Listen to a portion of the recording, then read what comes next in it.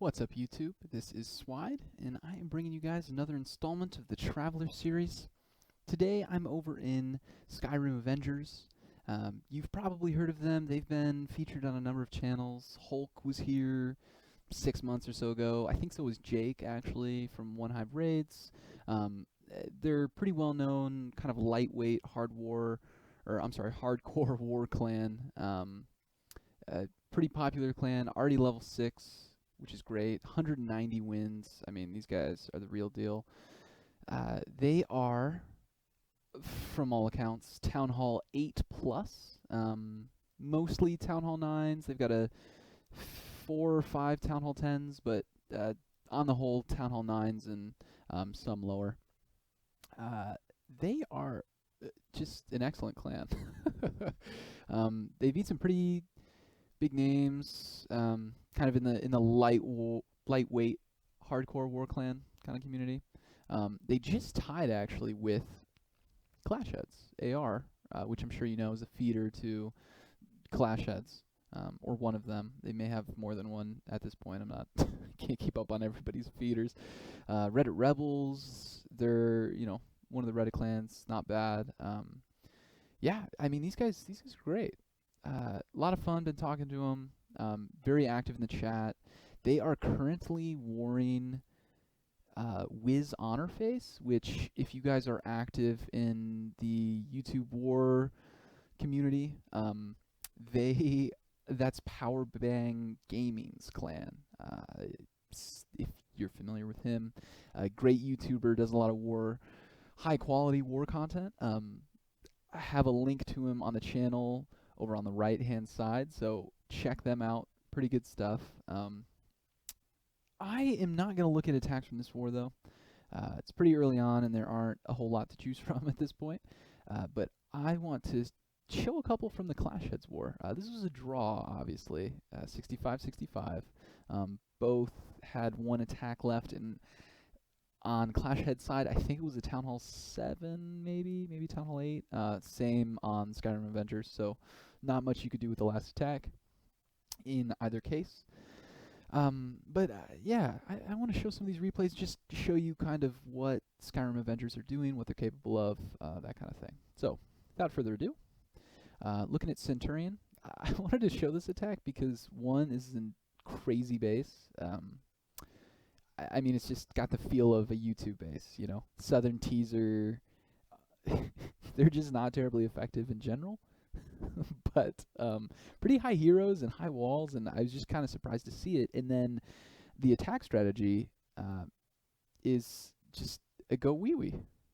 I feel like I time warped to a year ago, and wars just came out, and everybody's GoWiWiing everything, and so just wanted to show it for posterity. This is still going on every now and again, I guess. Pretty funny. Not a bad attack, obviously. Not making fun of you guys.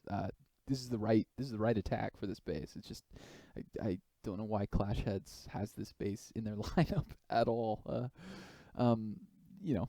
Witches, Shatter. I guess it's not a Shatter, it's just a 2-column. GoWiWi. Third one comes in. So he gets one on every direction where the defenses are. Heroes went down as soon as the lure came out. He's got a rage here. Had a heal on him as well. Queen decides to take a bit of a walk for some reason and then shoot this wall, which just... Supercell, please do something about her. She's unruly and useless. Yeah, pretty straightforward. Another thing you could have done here, Centurion, I'm sure you thought about it. I believe this was a first attack, so I don't think he knew where giant bomb positions were necessarily, but I mean, you can assume there's going to be a couple in here. There always are. I would have assumed probably Tesla's here, and yeah, maybe here, or else the pathing doesn't make sense for these to be giant bombs at all, So Teslas are nothing, and plan for Teslas, but could have come in. There's a wizard tower here, I think, or maybe it was here. No, I think that was an air defense. So air defense, wizard tower.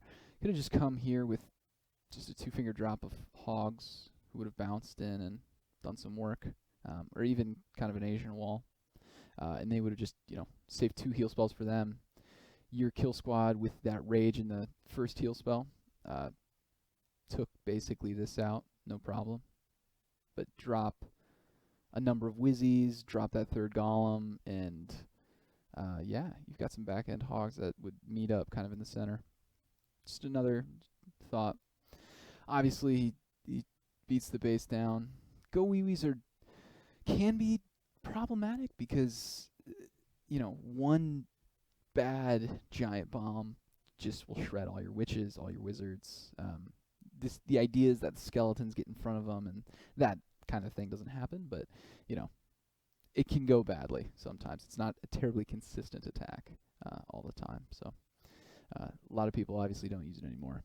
But for a base like this, that's completely open down here, and only has a few buildings, and he bombed into the other section. I mean, why not use something that can just walk straight through, like Skelly's, tank for you the whole time? I'm just going to fast forward this because, I mean, you see what's happening. Skelly's just continue to tank for those witches.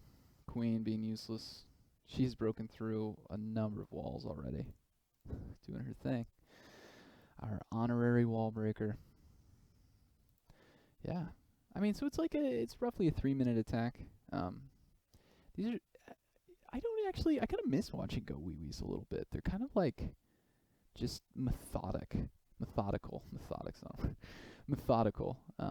and they just kind of at their own pace, just witches and golems cycling through the base. Let's see something else. Let's watch Lars. He's going to bring kind of an interesting LaLo variation. So you can see there's significantly more loons than a Town Hall 9 normally would have. More bombers probably as well. That's because he only brings 2 golems. 2 golems and 2 hounds, which is interesting. This base is, built after, I guess, the kind of new style, separating your Archer Queen from the air defenses, trying to prevent somebody from coming in and with, a cold-blooded or a shatter, getting 2 air defenses or 1 air defense in the Archer Queen. So the idea is to make them choose air defenses or Archer Queen and not to have both. In this case, it doesn't really work. The base isn't terribly well designed. I mean, yeah, it's not a great base. I'm not gonna I won't say anything more than that, but high heroes comparatively. So he's got over 10 hero levels on Lars. Lars comes in from the southeast with the first column, and then due east with the second, and just kind of spreads those 5 wizards behind him to clean up the trash. Bombers go in, breaking open a section. Pretty straightforward here. Second ones go in, but they fail. He dropped, I think, 1 too many here. He brought 6, 3 and 3, trying to get him to split, but it didn't work out quite well. Lightning, it's good.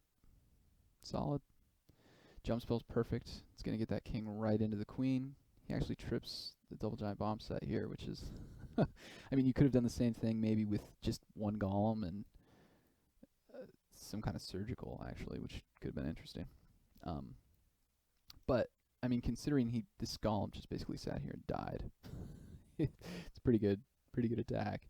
So this is the interesting part. So there's 2 air defenses left.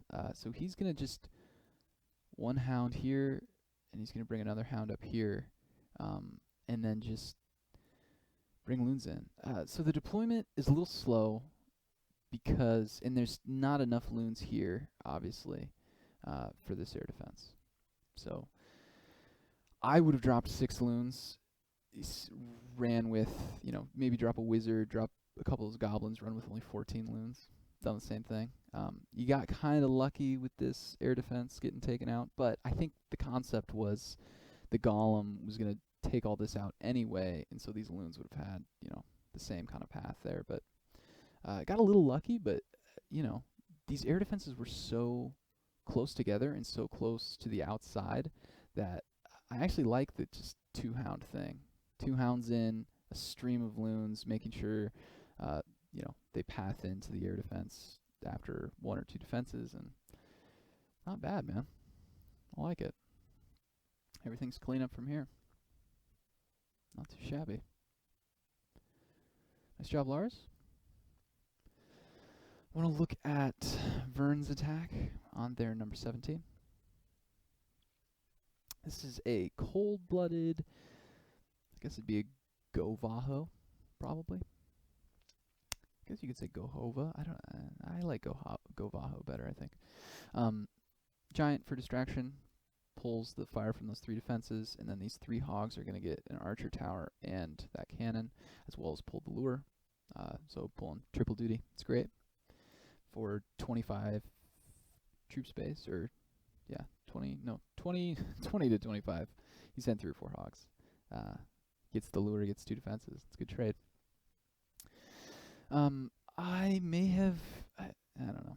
This golem here is basically just target practice for the CC, which is, I don't know. I also don't know about the heal spell on the kill squad. Kind of makes sense because you have Valks, but the dragon's dead by the time the Valks get in. The loons are gone, the dragon's dead. You basically traded a golem for the CC, which is not a great trade. I mean, you could have potentially just pulled them down with an archer and then dropped, a witch or something. A couple brought witches instead. Would have done the exact same thing. But I like what you do. You didn't have a lot of alternatives because you're trying to kill the AQ in here, which you did. This first jump spell was great. King went in. Valks followed him in and just shredded this core, which is wonderful. Second jump spell gets him out. Beautiful. They're going to hit this wall for a bit before they realize they can actually use that to get back around. It's funny. The AI in this game just drives me nuts sometimes. It's like everybody's like just a little slower than they should be. They're just like, oh wait, yeah, I don't have to shoot that wall or not use that jump spell. It's sitting right in front of me. Anyway, had a couple bombers left over. Uses them as a distraction, which actually saves. I mean, he gets that cannon basically. Yeah, he would have had a hog left over anyway, but it's good. Saving a couple extra troops that you had. Why not? Use them for distraction. Might as well. It's good heads-up play. Everything else is clean up here. I mean, he brought a fair number of Valks. He brought like 8 Valks, and he's got 6 or 7. He's got probably 7 still up, so just shreds the base, man. Nice job, Vern. Not sure how I feel about the heal spell on the kill squad. Rage, probably. I mean, you couldn't have brought a lightning, obviously, but the rage may have suited better. Just a thought. This is Frontliner on their 19. Does kind of a unconventional lure here. 1 giant, a loon, and 4 hogs. And they're going to pull the CC. I think he was really hoping that loon would come up and take out that Tesla. So get 3 defenses, basically, but didn't quite happen. Loon went down a little early. He's going to bring him up top, witches go down. Same kind of stuff you've seen plenty of times, the traditional kill squad. Wizard just to break this funnel, I think. It's good. A couple wizzies on the other side as well. Not bad.